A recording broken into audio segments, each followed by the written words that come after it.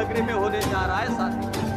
आप लोगों ने इतनी बड़ी विशाल संख्या में आप लोग यहाँ उपस्थित हुए, क्या सोचकर आप लोग आए, क्या सोचकर आप लोग यहाँ पर इस कमिटमेंट को लेकर आए? यही बात आप लोगों ने सोची होगी कि डॉक्टर बाबा साहब आम्बेडकर जी ने जीते जी अपने सभी बच्चों की बलि, अपनी पत्नी की बलि, माँ रमाई की बलि दे दी, लेकिन संपूर्ण बहुजन समाज के लिए एक ऐसा भारत निर्माण किया कि जिस भारत के अंदर आज हम मान सम्मान और स्वाभिमान की जिंदगी जी रहे साथियों, उसमें सबसे ज्यादा आप लोगों को खुश होना चाहिए, सुखी होना चाहिए। इसलिए आप लोगों को खुश होना चाहिए साथियों कि SC ST OBC की जो समस्या थी वो तो समस्या थी, लेकिन इस देश के अंदर तमाम महिलाओं की जो व्यवस्था थी, शायद इस देश की तमाम महिला, चाहे वो किसी भी जाति की क्यों ना हो, चाहे ब्राह्मण क्यों ना हो, वैश्य क्यों ना हो, शूद्र क्यों ना हो, उन सारी समस्या, सारी महिलाओं की समस्या केवल एक थी कि उनको शूद्रों से भी गया बिता अधिकार था इस देश में। शूद्रों से भी गलत तरीके से उनको आचरण इस देश के अंदर दिया जाता, और इसलिए डॉक्टर बाबा साहब आम्बेडकर जिन्होंने महिलाओं के लिए इतना अथक प्रयास किया, उन्हीं महिलाओं के लिए मैं बताना चाहता हूँ साथियों, आप इस देश में 50% हो, आप इस देश में 50% हो। यदि आप लोग समझ जाओ, आप लोग यदि हौसला बना लो, आप लोग यदि कमिटमेंट कर लो, तो इस देश का तख्त आप लोग बदल सकते हो। और हमें बड़ा गर्व है, स्वाभिमान है कि एक महिला के नेतृत्व के तले संपूर्ण बहुजन समाज आज काम कर रहा है साथियों, और वो भी एक महिला है। आप लोगों को समझना चाहिए।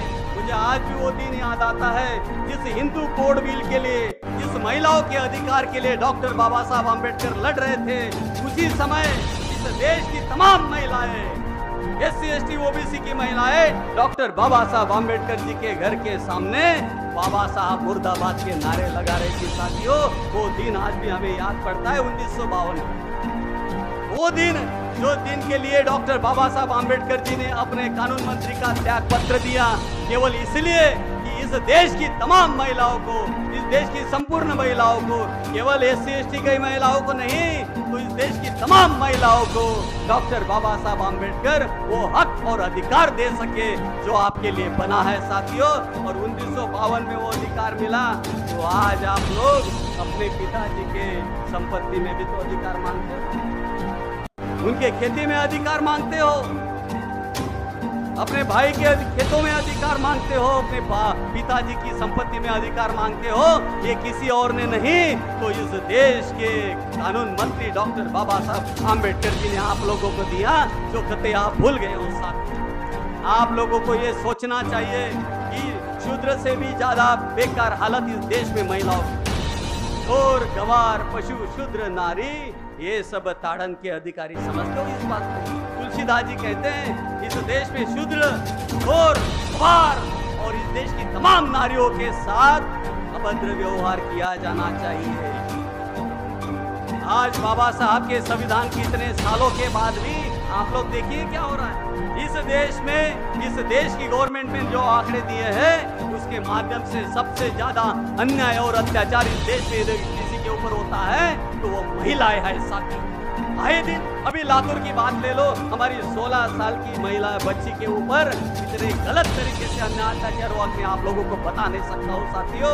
मैं उस लड़की को देखने के लिए गया, उस लड़की को देख के मेरे अंदर वो ऐसा लगा कि शायद मेरे हाथ में कुछ उस समय होता तो मैं उन लोगों को काट डालता। इतना बुरा हम लोगों को लगता है जब हमारे समाज की महिलाओं के साथ इस तरीके का अत्याचार हो। और इसलिए जब हम इतने सारे प्रताड़ित हैं, इतना कुछ चल रहा है, ऐसे समय में हम लोगों ने अपने भूख की तरफ नहीं देखना चाहिए सर। आज ये वक्त है, आज ये समय है, आप लोगों के सामने यदि आप इकट्ठा नहीं हुए, संगठित नहीं हुए, कल का दिन बहुत बुरा आने वाला है सर। क्योंकि ये मनुवादी गवर्नमेंट, ये मनुवादी लोग, चाहे बीजेपी का नाम ले लीजिए, चाहे कांग्रेस का नाम लीजिए, वो तो चाहते हैं कि महिलाओं के ऊपर और इस देश के तमाम SC OBC के ऊपर हमेशा अत्याचार होते रहना चाहिए, क्योंकि भारतीय संविधान को उन्होंने कभी माना ही नहीं है। उन्होंने भारतीय संविधान को कभी माना ही नहीं है। आज भी वो इस देश में मनुस्मृति को लाना चाहते हैं, इसलिए आज भी महिलाओं के ऊपर इस देश के अंदर उस मान सम्मान की जिंदगी के लिए या मान सम्मान की जिंदगी के तहत महिलाओं को नहीं देखा जाता। महिलाओं को पूजा जाता है, लेकिन अत्याचार उससे ज्यादा किया जाता है साथियों। और इसलिए आप लोगों को ये बात मालूम होनी चाहिए कि महिलाएं यदि किसी गवर्नमेंट में सुरक्षित रही तो वो बहन मायावती जी के गवर्नमेंट में सुरक्षित रही साथियों। 6 बजे के बाद महिलाएं घर के बाहर नहीं निकलती थी। अभी जाके देखिए, जब बहन जी का 4 बार शासन रहा, महिलाओं के ऊपर आज भी बहन जी ने नहीं आने दिया। कोई यदि महिलाओं की तरफ गलत दृष्टि से देखता है तो बहन जी ने उनको अंदर डालने का, कैद में डालने का, जेल में डालने का काम किया। ऐसी शेरनी महिला हमारी नेता है साथियों। तो क्या आप लोग नहीं चाहते, क्या आप इस उम्रेड के साथी, इस महाराष्ट्र के साथी नहीं चाहते कि जो उत्तर प्रदेश के अंदर हुआ वो हम महाराष्ट्र के अंदर भी निर्माण करें साथियों? यदि आप नहीं कर पाए तो आपको अपने बच्चों को पालने का भी कोई और अधिकार नहीं। मैं क्यों कह रहा हूँ? मैं इसलिए कह रहा हूँ कि जिन बच्चों को आप जन्म देते हो, कहते हैं माँ जननी होती है, महिलाएं जननी होती है। आप लोगों के अंदर जो अधिकार है, आप लोगों के अंदर जो शक्ति है, ताकत है, वो शायद इस निसर्ग ने किसी को नहीं दी साथियों। पूरे देश को, पूरे जनता को, पूरे सृष्टि को तहस नहस करने की ताकत आप लोगों में है।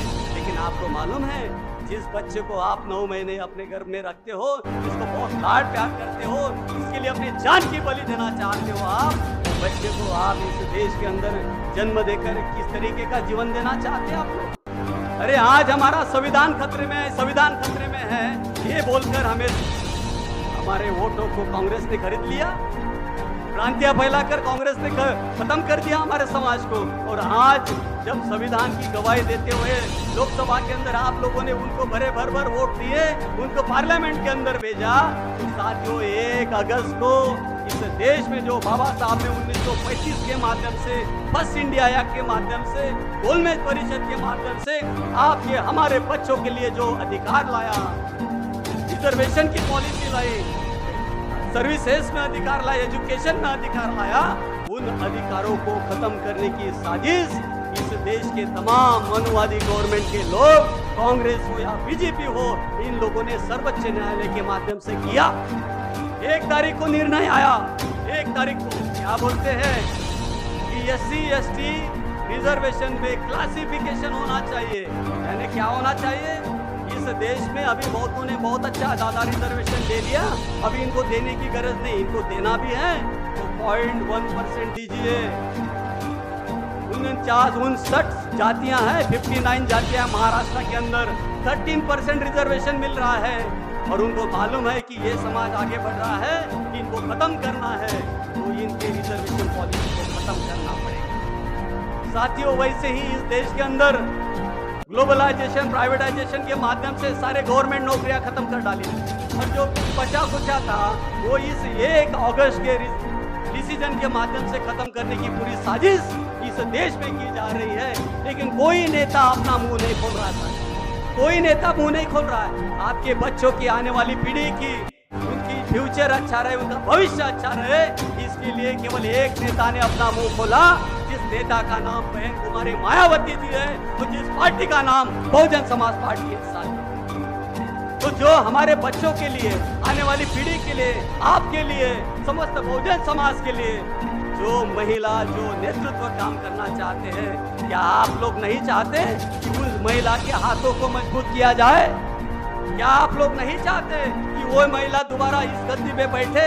क्या आप नहीं चाहते कि वो हाथी, वो नीला झंडा वाला आदमी वो विधानसभा के अंदर जाए और हमारे संविधान को याद इट इज रखने के लिए काम करे, कार्यगार साबित हो? यदि ऐसा करना है, यदि आने वाले दिनों में आपके बच्चों का भविष्य सुरक्षित रखना है, तो आप लोगों को थोड़ा थोड़ा त्याग करना पड़ेगा। आप लोगों को समझना पड़ेगा कि आपका हितैषी कोई इस देश के अंदर है तो केवल बहुजन समाज पार्टी और नीला झंडा और हाथी निशान है। और उसको आने वाले दिनों में बड़ी संख्या में आप बड़ी संख्या में उसको चुन कर देंगे, तभी आपको अपने बच्चों को जीवन देने का हक और अधिकार होगा। और इसलिए मैं आप लोगों से एक अपील करना चाहता हूँ साथियों, ज्यादा समय न लेते हुए बाबा साहब के इस संविधान को, बाबा साहब के रिजर्वेशन पॉलिसी को, बाबा साहब ने दिए हुए आरक्षण को और आपके और हमारे आने वाली पीढ़ी के भविष्य के लिए, समाज को जन जागृति करने के लिए, जन जन तक पहुंचने के लिए हमने दीक्षा भूमि से लेकर तो चैत्य भूमि तक जन जागरण और संविधान का संवर्धन एक अभियान हमने रखा है साथियों। मैं आप लोगों से अपील करता हूँ, तमाम लोगों से, कि आप लोग बाबा साहब के इस संविधान के लिए, क्योंकि बाबा साहब का उंगली टूटती है तो आपको बड़ा बुरा लगता है, बाबा साहब के डिजिग्रेशन होता है, उनके पुतले के साथ कुछ होता है तो आपको बड़ा बुरा लगता है। अरे जब बाबा साहब ने सबसे बड़ी ग्रंथ, सबसे बड़ी किताब संविधान हम लोगों के लिए लिखी, आरक्षण हमको दिया, उस आरक्षण आज खतरे में है, संविधान आज खतरे में है, तो क्या आप लोग उसके लिए रास्ते पे नहीं उतरेंगे? क्या आप उसके लिए नहीं लड़ोगे? आपको लड़ना होगा साथियों, लड़ोगे तो बचोगे, नहीं लड़ोगे तो अपना अस्तित्व खो दोगे आप साथियों। इसलिए बहुजन समाज पार्टी के माध्यम से जो ये 12 दिन का जो कार्यक्रम लगा है, दीक्षा भूमि से लेकर चैत्य भूमि तक, उस कार्यक्रम को आप भली भांति सक्सेसफुल करोगे। आने वाले दिनों में इस उमरेड विधानसभा क्षेत्र से बहुजन समाज पार्टी का हाथी चुन कर दोगे, इसी आशा